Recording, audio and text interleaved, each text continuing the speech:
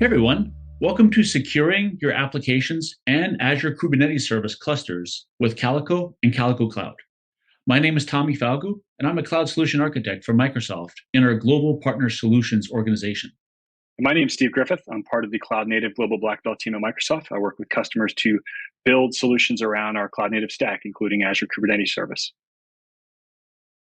In this talk, we'll discuss the different networking options in AKS, then talk about Calico and Calico Cloud in AKS with a demo, and then show you how to get started.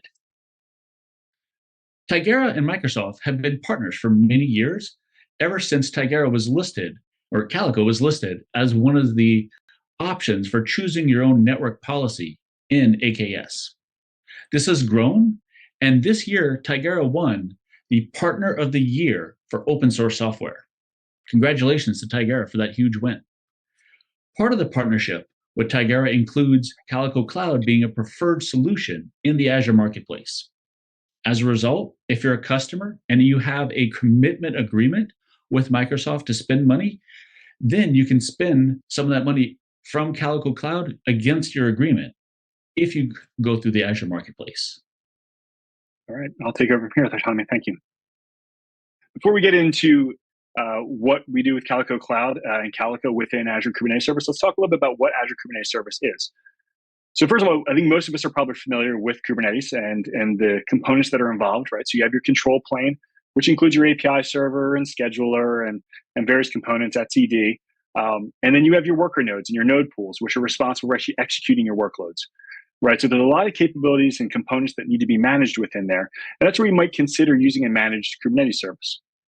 So what Azure Kubernetes Service does is it takes the control plane components and delivers those as a managed capability, right? So all of the control plane capabilities like etcd and the API server are fully managed by Azure in a hosted control plane.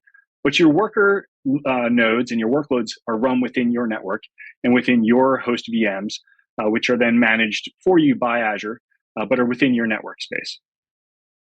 Let's talk a little bit about the network components that are available to you within Azure Kubernetes Service. So first, when you're looking at building a cluster and securing it with network security capabilities, the first capability that Azure provides for you is node pool subnet isolation. So what this allows you to do is take every node pool that you have and dedicate it to a specific subnet. So the subnet isolation gives you low-level, close to the metal network security control that is often required by some network security teams. So you can have, say, for example, your presentation layer running in one subnet, and you could have your database backends and so forth running in another subnet, and have network security rules specific to those at the Azure level. The next would be service subnet isolation, right? So the ability to take that service of type load balancer that you've created within Kubernetes, right? When you create a service of type load balancer, you'll get an Azure load balancer deployed into your infrastructure. That Azure load balancer you can dedicate to a specific subnet. That gives you, again, close to the metal control of the network traffic there. So you could say only traffic from your service subnet is allowed into your node pool subnets, right? Or only specific ports are allowed into your node pool subnets, while your service subnet may allow 80 and 443 traffic. The next one is API server VNet integration. So by default, with AKS, your control plane API server is connected to via connectivity SSL SSH tunnel. So that tunnel allows you that connectivity from your hosted control plane, from your nodes to your hosted control plane. You may choose to actually do a private IP-based connection there, and that's what API server VNet integration does. It gives you a private IP address within your subnet, a dedicated subnet to that hosted control plane. The outbound type control is for when you get to the point where you need to control the flow of your egress traffic from the cluster. So by default, when you create an AKS cluster, all of your egress traffic is going out through the Azure load balancer. So the default outbound type is load balancer. If, however, you'd like a little bit finer grained control, maybe you want to send that traffic out through a NAT gateway because we have a lot of outbound connections and you don't want to run into port exhaustion on your outbound connections. Or maybe you have a DMZ configured for your infrastructure and you want to make sure you route all egress traffic through that DMZ layer. This is what outbound type does. So it allows you to define the direction that your outbound traffic should flow and give you full control over that. For example, some customers that I work with like to send their egress traffic out through their on-prem data center. And outbound type control allows them to do that. So they define a route table that specifies that the next hop for internet egress traffic should go to their on-prem network, and then they can take advantage of it that way. And then finally, Calico network policy, right? So the ability to provision an AKS cluster, and by default, you can have Calico pre-installed on that cluster very easily just by setting the network policy type on the cluster. And that gives you very fine control of the network traffic within the cluster, right? So we've established the hardware level and kind of the Azure infrastructure level network security, but you would likely want to do finer grained control within the network, within the cluster itself, using Calico network policy, along with a number of other features that we'll get into as we continue through this discussion. So as we're talking about those capabilities that Azure provides and the decisions that you make, we've named a bunch of them already, probably the first one that you'll deal with is choosing your network plugin. And Calico has a position in this space as well. So we're going to talk about the container network interface options that are available to AKS users. So the first one is kubenet. So kubenet is provided, as most of you probably know, from the upstream Kubernetes project. It's effectively an overlay network that allows you to create a network on top of your infrastructure for your pods. And it does that by you defining a pod CIDR, so a pod address space. And as you can see here, that pod address space is directly bound to the pod IP addresses, while the node IPs are coming from the subnet, and the service IPs are coming from that service CIDR that you can define as well. Now, an interesting point with this is that the pod CIDR also drives the creation of an Azure route table. So in the upper right there, you can see there's a route table where every node gets a subset of that route table, that pod CIDR. And this is fine, and it does a good job, but it does have some limitations, right? So you can imagine that if you have other route tables within your environment, you can start to run into some challenges. Likewise, if you have very large clusters, the route table does have certain limits on size. So large clusters do run into challenges. So we need some other options. The first one is Azure CNI. So Azure CNI allows you to specify that you want your pods deployed directly onto your Azure subnet. So in this case, you can see both the node IP addresses and the pod IP addresses are pulling from that subnet that the cluster is deployed to. And this is a good option, and it gives you some low-level control over your network traffic for pods. However, it is very aggressive with pod IP address consumption, right? So every pod is going to get its own IP, so you can very quickly run into IP exhaustion issues within your cluster. So as an alternative, we've now provided Azure CNI overlay mode. Right, so Azure CNI overlay mode is an overlay network infrastructure, leveraging some of the backend capabilities of Azure networking. So it's not a VXLAN-based overlay. It's using some other capabilities within Azure to provide this address space. So again, you specify the pod CIDR just like you would with kubenet, but you're not going to be consuming those IP addresses from your pod subnet from your cluster subnet or anything like that. So this gives you a little bit more flexibility. But again, it's not using VXLAN based or anything like that. So as an alternative to that, we now have as well BYO CNI. So bring your own CNI with Calico CNI allows you to create a cluster and specify that the network plugin, the CNI for that, is none. What Azure will do is it'll provision an AKS cluster and set the network plugin to none, so essentially not deploy any CNI into this environment. And then you can bring your own. So you can deploy Calico CNI and leverage the great features it has there, like IP pools and floating IPs and things like that. So as you can see within this view, the nodes are getting their IP from the subnet, service is getting from the service CIDR, just like it has all the way along. But the pod IPs are coming from the IP pool configuration. So you can see that IP pool is defined and all those pods are getting them from there. So network policy options. So the supported platforms, when you look at these network policy options, the first one's Azure Network Policy, and the second is Calico Network Policy. For Azure Network Policy, the supported platforms are Linux, Windows Server 2022. Whereas for Calico Network Policy, you have Linux, Windows Server 2019, and 2022. So a bit broader support on that side. The supported network options are, the network plugin options are Azure CNI. Azure CNI on the Calico side, you can do Azure CNI for Linux, Windows Server 2019, and 2022, as well as kubenet. And that's for Calico open source. And then both support the Kubernetes network policy specification, so really no difference there. But where Calico really shines is in this next section, the additional features section. So Calico network policy, and we'll talk about a few of these. One, it provides the ability to use global network policy, which I'll cover a little bit more in detail later. Network sets, eBPF data plane, and WireGuard on your host nodes. And then, of course, you can also enable Calico Enterprise and Calico Cloud, right, which gives you a lot of other capabilities from a portal perspective, visualization, and other things. Let's dig into these a little bit more. So for global network policy, this is a really awesome feature provided by Calico. So typically, Kubernetes network policy definitions are namespace aligned. They're scoped to a given namespace, which means you end up having to create an awful lot of network policies to do seemingly simple things. Global network policy lets you create network policies that span the entire system. And as you can see, you have a lot of options around namespace selection and things like that you can take advantage of. This is an extremely powerful capability when you start to build out complex network environments, or if you just want to establish some very simple baseline network policies that span the entire cluster. This is a really great capability to have. Network sets. So creation of lots of rules for different address spaces and FQDNs can be kind of cumbersome. Network sets allow you for a very simple way to create a network set that contains a bunch of address spaces, maybe a bunch of FQDNs that you can then leverage from a bunch of different network policies more simply. So rather than having to create a lot of different rules for individual address spaces and things like that, you can create very simple rules that leverage the network set. And WireGuard. So WireGuard, this is probably one of the most key capabilities that I leverage with my customers. A lot of customers I deal with are looking for a solution to encrypt traffic between their pods. And often the first thing they look at is service mesh. And service mesh is a great capability and it certainly has its place and certainly has its features. But if you're looking at service mesh simply for the purpose of encrypting traffic between your pods, then you might want to look at other options as well, like WireGuard encryption. And you can do that very simply with Calico by setting the Felix configuration to enable WireGuard as true. As you can see here, it's just one command and enables that capability right out of the gate. And you don't need a service mesh to then encrypt your traffic between your nodes. Very simple solution to a problem.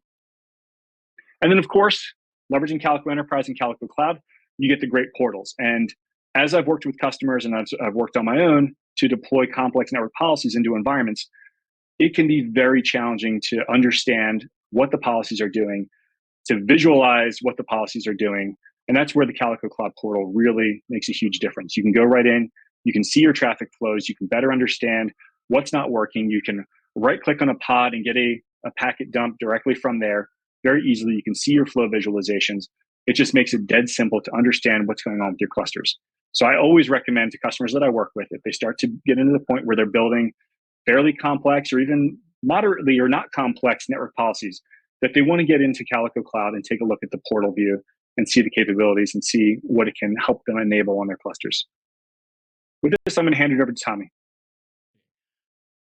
All right. So let's take a lot of what Steve has talked about and see this in a demo. The scenario we're going to walk through is that we have two environments, one production and one pre-production. This could be your staging. And what we want to do is we want to have control over what traffic leaves the cluster. And now we've got this request from our boss to enable the Azure AKS Monitor add-on. But by default, this isn't going to work because we've locked down the traffic. So we'll need to create a new policy to allow this new flow. And whenever we install Calico Cloud, there's some tuning that's done automatically, and we'll walk you through that. So let's go through the demo.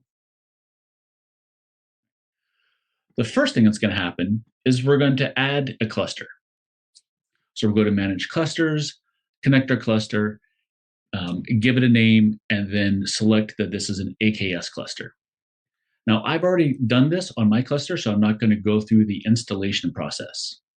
But you'll be able to see exactly the steps you need to take there. So the next thing we want to do is look at some of the existing policies. There's that egress deny all I was talking about, and that's staged so we can see a little bit more detail. We've allowed DNS, we've allowed Tigera in Calico Cloud, and we've also allowed connectivity, which Steve was talking about earlier, which is used to tunnel back to the AKS control plane. We'll take a quick look at the service graph to get a quick peek that really not much is going on in this cluster right now. And then we'll look at the flow visualization to get an idea of where all the traffic is going and coming from. We'll come back to that later. So now we want to enable the AKS monitoring add-on. This is a very simple command by running az AKS enable add-on and select monitoring. This will go through and deploy some pods into that AKS cluster. All right, we're done. So now let's see what happens. If we go back to our policies, we see that our egress denial has got some traffic that it's blocking. All right, well, this seems to be our problem. So let's take a look at the policy impact. Now, when we go to the policy impact, we can see that some of the traffic that's being blocked is from. Well, at first we see that there is some traffic being blocked, and whenever we dig into it, we can see that it's the AMA logs workloads. So, all right, let's go back to our flow visualization and take a look and see where this traffic is. We see it's in the kube system namespace, and what we want to do is create a policy from this. There's the recommended policy button there, so we'll go through and create this. Now, one thing about this policy that first gets created is that we want to loosen it up a little bit so that it matches exactly what we're looking for, and that we're enable the policy for exactly what we're looking for. And so we delete a few of those labels, and we're going to add a label selector for the RS name. The RS name that we're going to add is for the AMA logs replica set. Now we're going to go down, modify our egress policy. Again, remove some of those labels that might not match exactly what we're looking for, and then update our policy. Or update the policy rules, and now we're going to update our policy.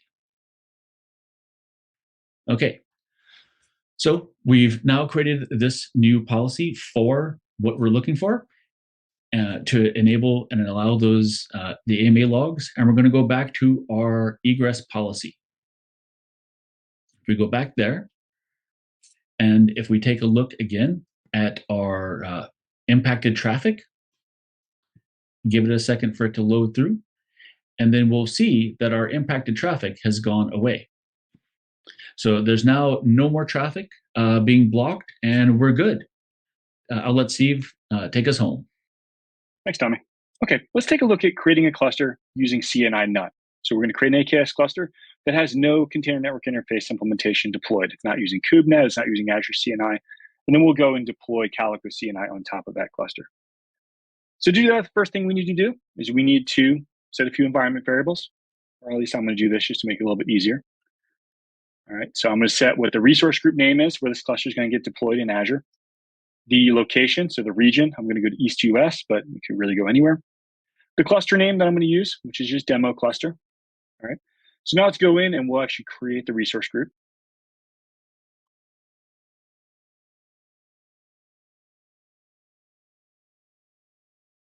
Okay, resource group is created.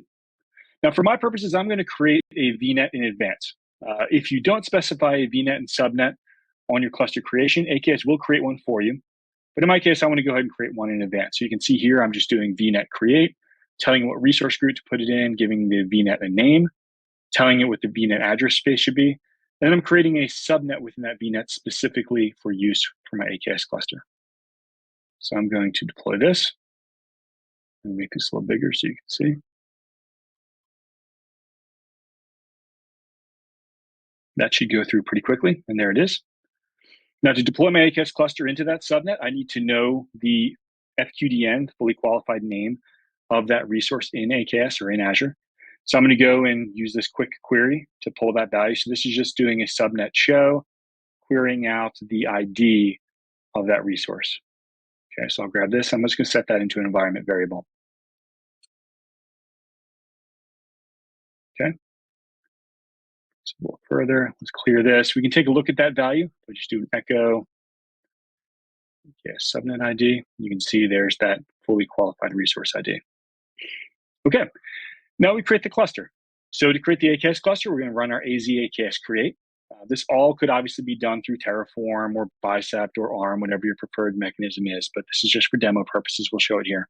So I'm creating the cluster. I'm telling it the resource group to go to, telling it the name I want for the cluster, telling it the subnet resource ID. And then finally, the most important part here, I'm setting a network plugin value to none. So that's going to tell AKS when it provisions not to bother deploying any CNIs to this cluster. All right. Okay, this will take a maybe 2 minutes, 3 minutes. So we'll do a quick time shift here. Okay, our cluster was created successfully. Let's go ahead and get the credentials and take a closer look at the cluster. So here I'm just going to use the AZ AKS get credentials command.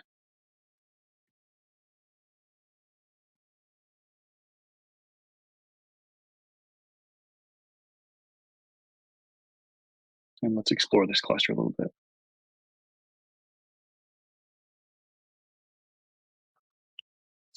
Okay, so first let me take a look at nodes.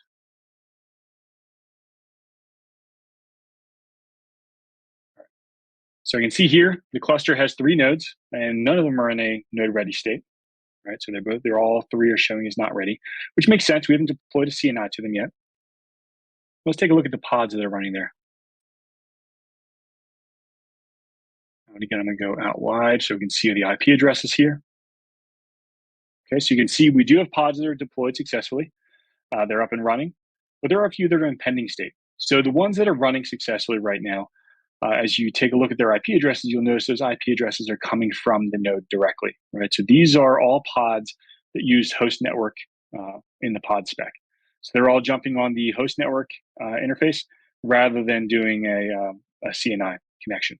The ones that need CNI, metric server, core DNS, are in pending state waiting for that CNI to be installed. Before we install CNI, though, let's take a look at this in the portal, see what we see there.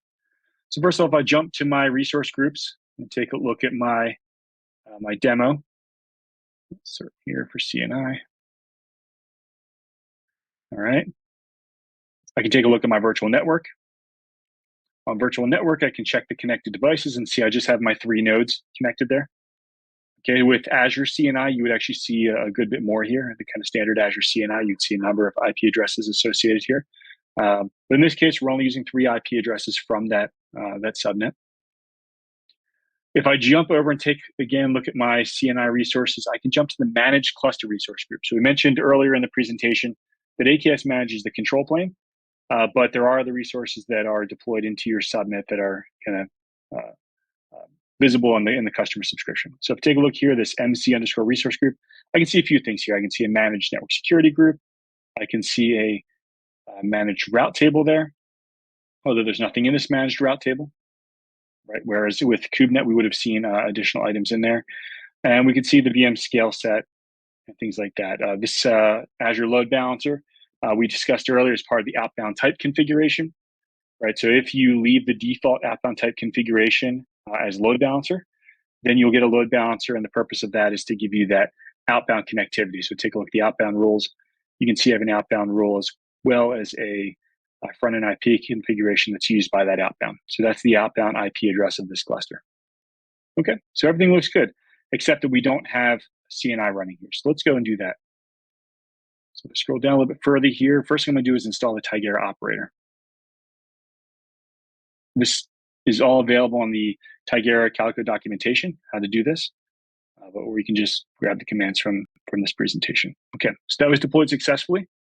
Next thing I need to do is install the configuration, right? So the configuration for this is going to specify, that the Kubernetes provider is AKS.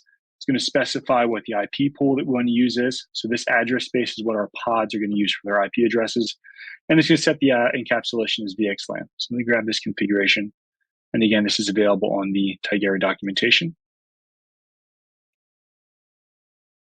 Okay, let's clear this. Let's watch as the pods come online.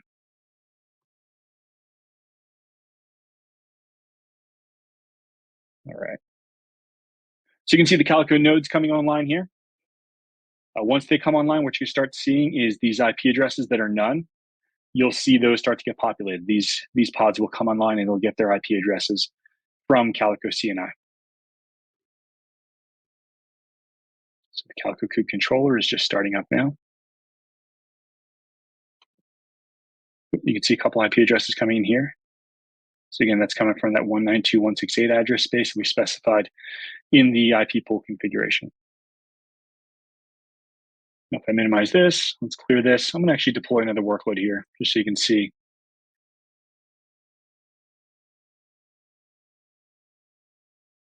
Okay. Oops, let's actually go wide on that so we can see the IP address. And there again, you can see I deployed a workload, and you can see the IP addresses there are coming from that IP pool above, the 192.168.0.0/16.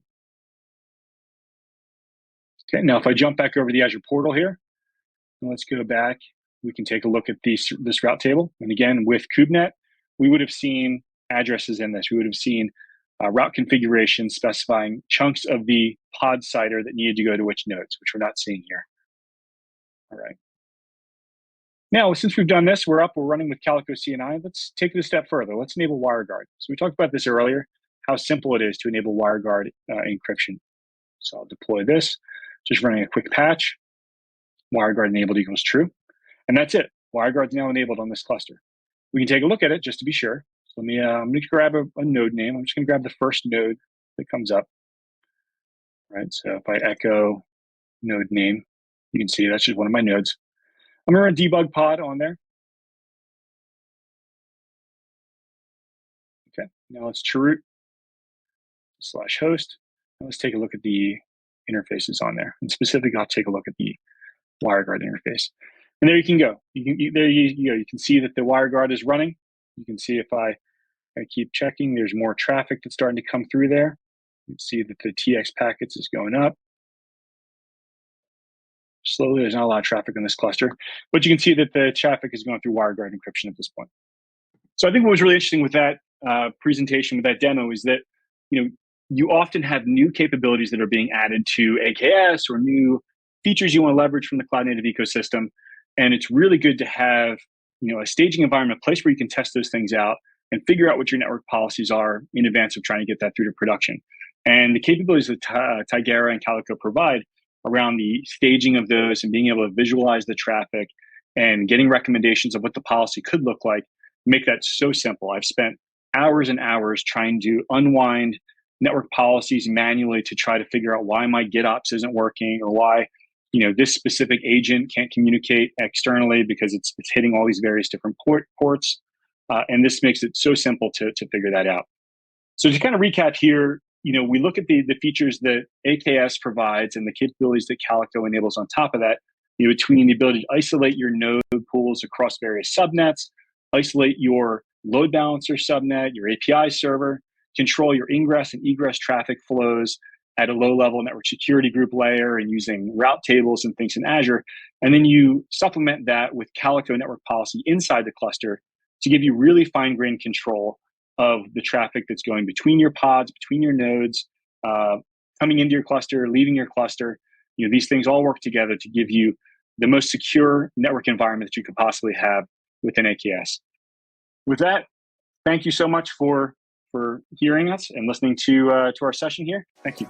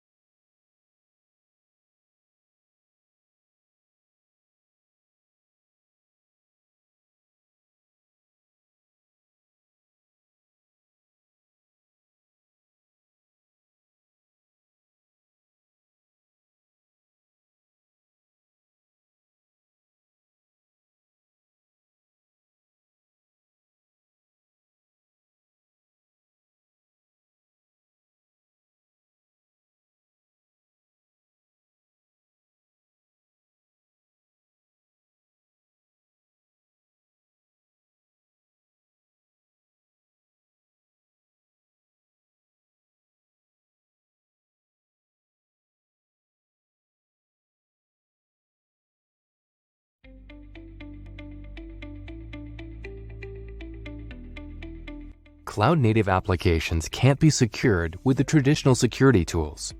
You need a more active and granular level of security.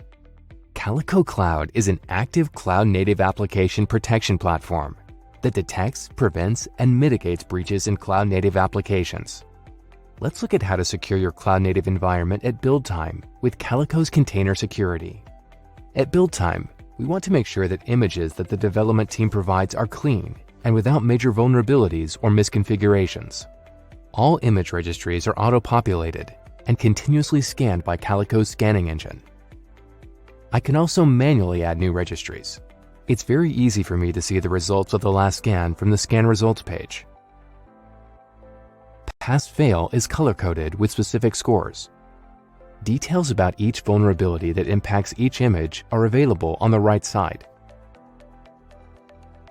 I can control which images can be displayed to my environment using admission control policies. I am only allowing images with pass or worn scan results.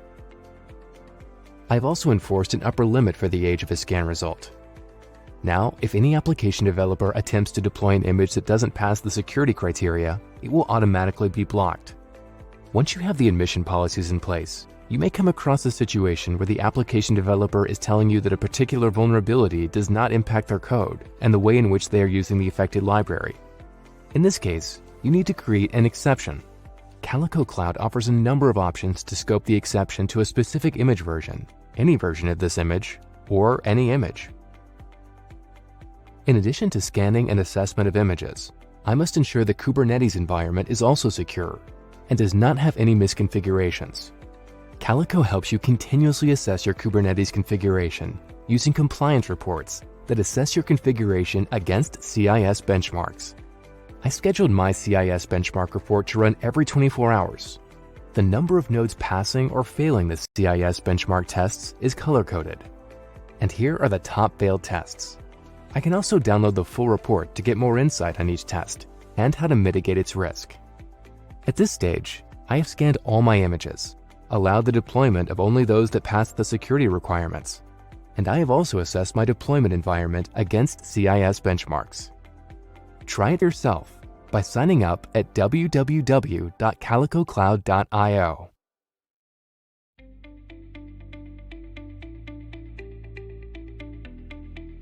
Cloud-native applications can't be secured with the traditional security tools.